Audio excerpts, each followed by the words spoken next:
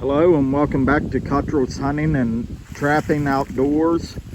We're up here at the farm today. This is Saturday and I'm putting some more homemade bait. My bait's in these test holes I've got going on, and we'll put up a couple trail cameras. I'm going to put a trail camera up in that tree there, pointing down on that hay bale there. I've got a hole underneath there, and I've put some test bait in and some lures, so we're going to see what happens here. I had some test bait in there that I had made and something has dug it out, so we're going to see what it is. But this is our meta up here. But anyhow, I hope y'all take the time to watch this video, and I will get something out there to you. Eli, he's down there picking up walnuts. I'm actually getting my stuff together so I can boil and dip my traps. But anyhow, there'll be more on this video. I'm just getting it started here. I'll let you all ride up to the cabin with us. There's my hay bale.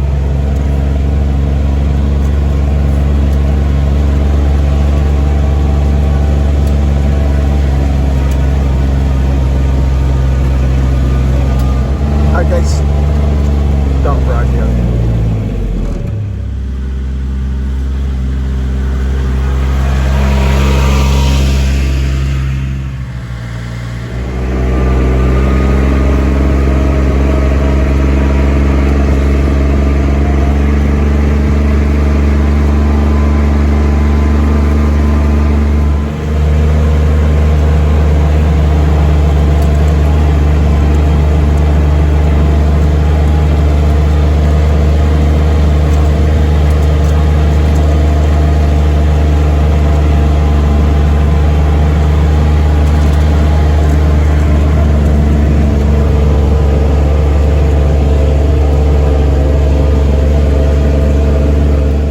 Right here's my other hay bale that I've got a test hole under, and something's been digging it out too, but I know what it is because my nephew has a trail camera here. It's been raccoons that digging it out.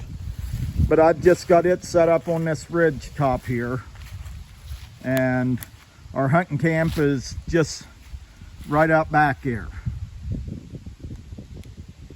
So I just wanted you all to see this. I know this is a trap dying or boiling and dying video, but I have wanted to put some more stuff on there. And then I got my tree stand right there that I bow hunt out of.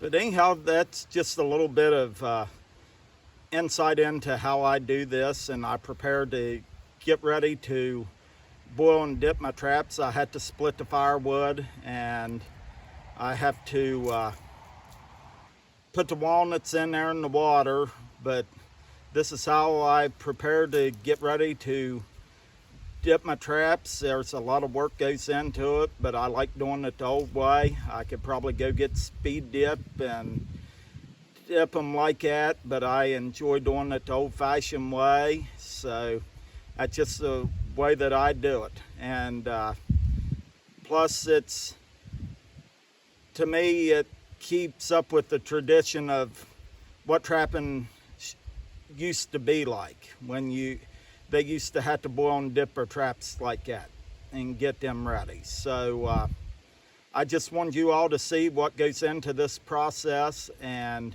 what I'm doing right here today is getting everything ready, and then tomorrow I will start the fire and get the water boiling and boil my traps and dip them in wax. So I just wanted you all to see how this process goes for me. This is just how I do it.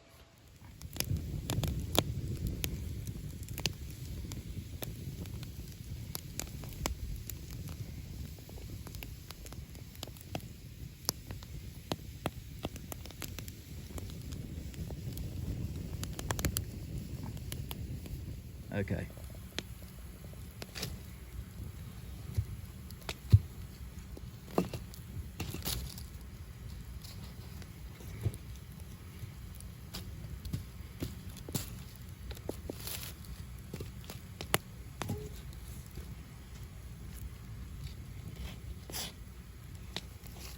Okay, we got the walnuts in there. I didn't show that process. It was just dumping a bucket of walnuts in there. I'm sure if y'all have done this like this before and used black walnuts, that you've done the same thing. You didn't need to see me dumping the walnuts in there. But what we will do, we'll bring this to a big boil, and then I'll put the traps in there for about, I let them boil anywhere from 25 to 30 minutes in this. And then what I do, I'll take them out and we'll put the wax on there and we'll dip them in the wax. But I've only got 12 traps, and they're right here all laid out. This is all I trapped with last year. I didn't run no more than 12 traps. And this is what I will put out this year, if not more. I'm going to try to get 20 out and run a line with 20 traps on it, because like I said before in previous videos, that's all I have time to run when I work and run with the kids all the time. So that's what we'll do. Okay, I have Eli here. He's taking these traps out of the box, and what I did, I was at my workplace, and they had a metal dumpster in there, and somebody had thrown all these traps away. And I go by there and I start looking, and here they had thrown these traps away. And I don't understand why somebody would be throwing traps away, but I don't know how many I've got in there. I know I got I think that's a double spring 110. Got some conibears. I don't know what that big trap is right there. That's some kind of offset trap right there. But I'm gonna go ahead and boil and dip these and get them set up out this year too. They will be put on my trap line. But I probably will use these conibear traps for maybe mink. But anyhow, I got this trap here, and I think that might be a Duke trap of some kind, but I got that trap. And then there's another one down here, an offset trap. I have no idea what kind of trap that is. That might even be a Duke too.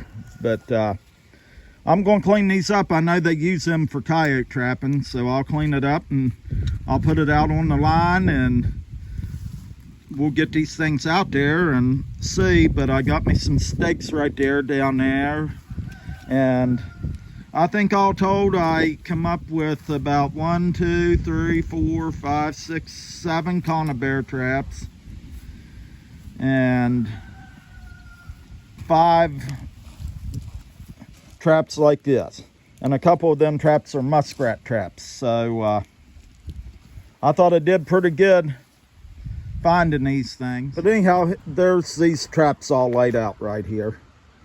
And this is what, like I said, I got these out of a metal dumpster.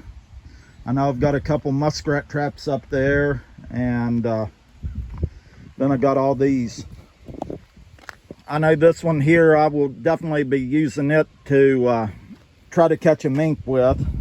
And then them's just 110 Duke conibear traps right there. I've caught a lot of muskrats with traps like that.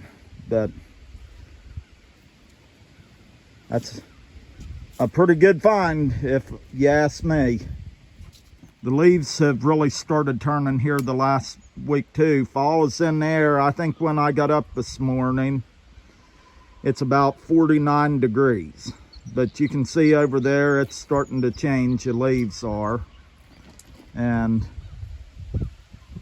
it's getting time to get this stuff done.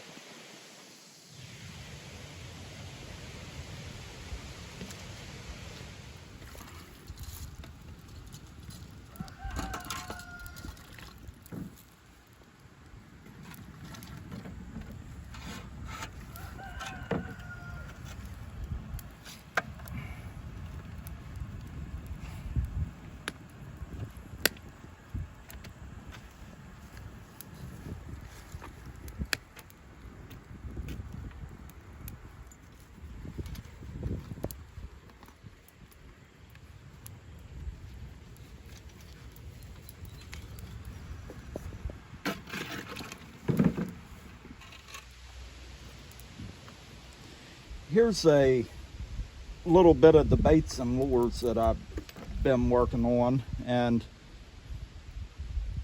right here, what I did, I took the glands out of a coyote, the coyotes that I have caught, and I made me a coyote gland lure. And I've been working on stuff like this a little bit, and no, I'm not trying to sell these things or this or that, but I just want to try to find something that I can put together and maybe catch a few critters on, something that I've done. And I work on this quite often.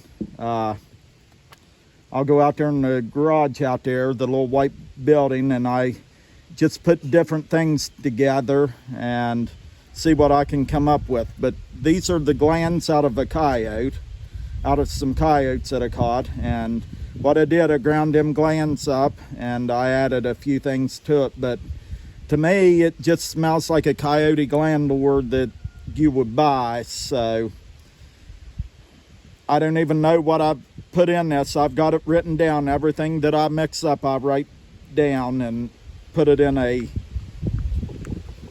notebook out there. But we're going to see what works. I've made me a couple of liquid baits, or I guess you could add them to your bait mixture if you wanted to. And I know this one here has a little bit of salmon oil in it and some other ingredients, but like I said, I've got it written down out there too. And it's just some things I've been tinkering around with here. And then here's a bait I put together.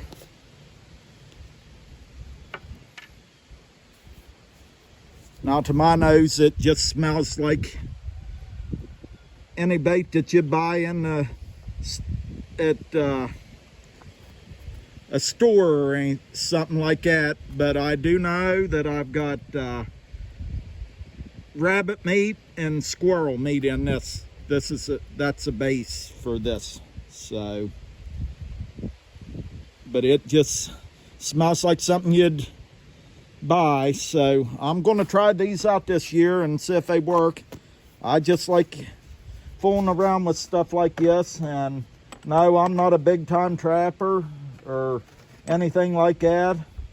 Don't catch a lot of animals, but I try to make it fun, the things that I do. So I will continue to fool around with these baits and lures because it's something I enjoy doing, and that's what I'm going to do here. Now this one here, I put this together. I don't know if I'll call it a lure or a bait if it works, but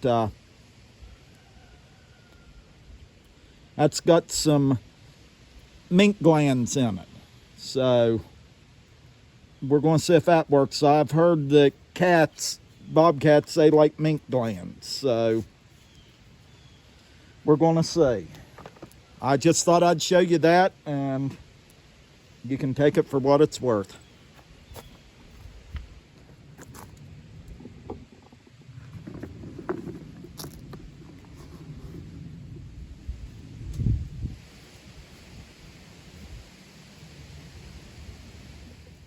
Okay, what I have there, for you guys that have boiled and dipped your traps before, you know this, but I don't know if anybody else is watching this that has never done this before. But what I have there, I have wax a boiling, and I've dipped some of my traps in wax already. But what I'm going to do, I set you up here and I'm going to show you how I do this.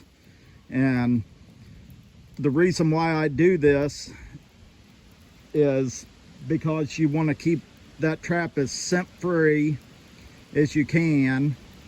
The boiling process is what cleans your trap up, gets it clean, and then the dipping process is what seals that trap up, and plus it keeps your trap working good, in good working condition, and it seals, makes that trap scent proof, and basically. But this is why I do it the old-fashioned way. I know that when I boil my traps in the walnuts, I'm cleaning them up, I'm getting them cleaned up good, and then when I dip them in the wax, I am actually doing, I guess, maintenance work on my traps to make them run better. And plus it, like I said, it keeps them scent free.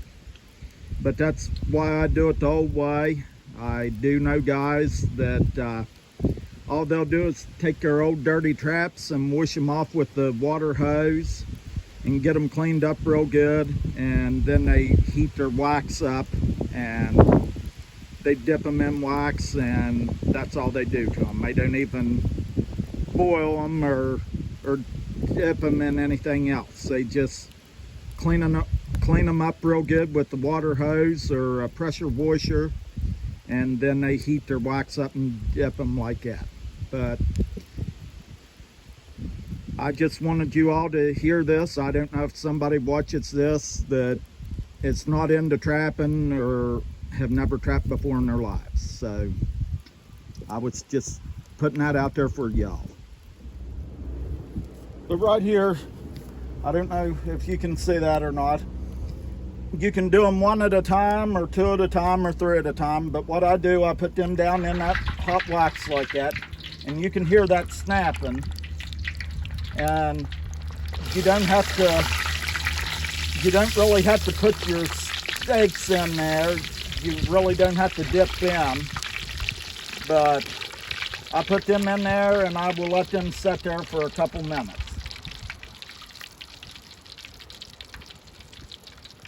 Just like that.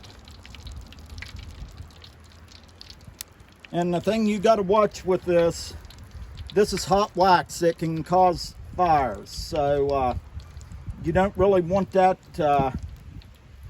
wax boiling over and getting in that flames right there. And another thing, why it did that, them traps were cold when I put them in there. And what I try to do, you want them traps to heat up to the temperature of that wax, and then you take that out of there. You don't want that wax to be caked on there like you're shaving wax off of a candle or something. You want it to be clear when it gets off there. And I'll show you what I mean here.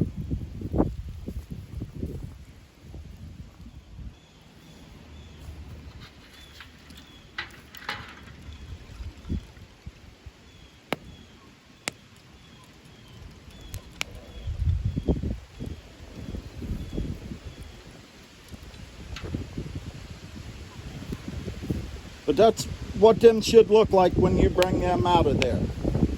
And when they dry off, they shouldn't look like have a coat of wax on.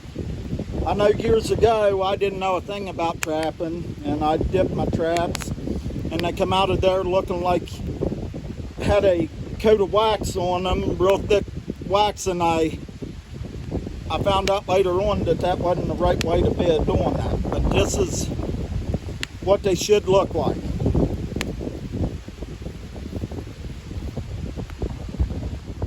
But anyhow, you can see this here, and I know them traps look like they're dirty, but they're not. That's because I had boiled them in black walnut hulls. But them traps have a thin layer of wax on them, a wax coating. Okay, here's my conibear traps, and actually, you know, earlier in the video I said I dug some out of a dumpster. Well, this is what they turned out like. But anyhow, I'm going to end this video here. I hope y'all enjoyed it. I have a few goals for this upcoming trapping season. I want to catch at least 3 coyotes this year, and I'd like to limit out on bobcats. I think the limit here in West Virginia is 3 if I can, and I'd actually like to try to catch my first mink ever this year. I live here along Dunkard Creek, and if any of you are from this area, you know about Dunkard Creek. There should be some mink in there, so I'm going to see if I can catch my first mink this year. I hope y'all have a great day, and I hope y'all enjoyed the video, and I will see y'all on the next one. And as I always say, may the good Lord bless y'all. I really do appreciate your support, and this here video was just how I prepare my traps for the upcoming trapping season. This is how I've always done it, and I will probably continue to do it because this is how I keep my tradition alive. So I will see y'all on the next one, and thank you all for watching.